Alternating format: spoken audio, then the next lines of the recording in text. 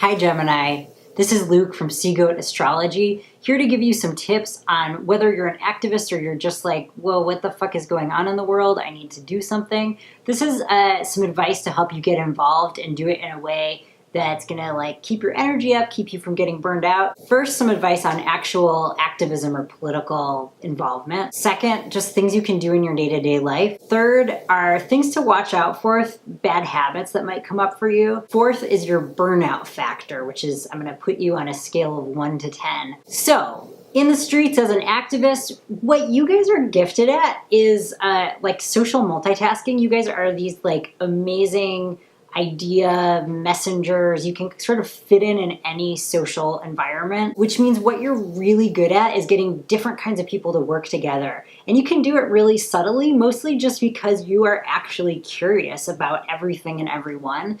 So you're gifted at building alliances, especially between groups that other people would see as kind of like unlikely bedfellows. On a day-to-day level, what you're really good at is just asking questions and using your voice, using your words through blogging, through speaking, through investigation. So this might mean even just on your Facebook page, being the person who's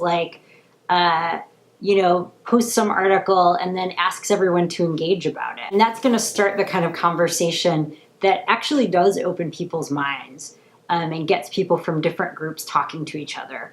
What you need to watch out for is that you guys have what I'm gonna call moral flexibility.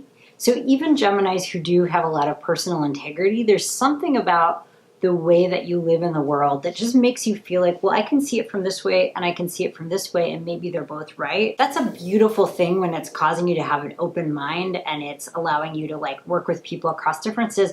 But it's not so great if, say, you're hanging out at your friend's house and he's like, yo, I'm going to this rally, we're gonna burn some crosses. And you're like, cool, that's awesome, I love burning crosses. And you might not really mean it, but what you're doing is you're creating an environment where that kind of thing is acceptable. A better Gemini thing that you can do in that situation is be like, oh, why are you doing that?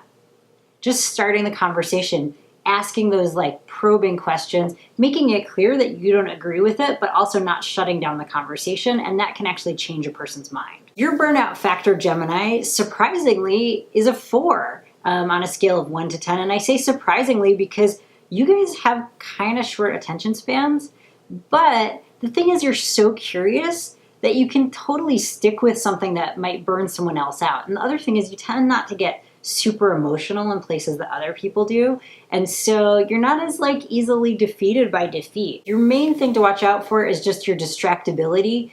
What you want to avoid is being distracted, and what you want to embrace is being versatile. So don't get stuck in one role. If a bunch of responsibility is on your shoulders, make sure to delegate and find other people who can do the parts that you don't like, and that'll keep you from getting bored.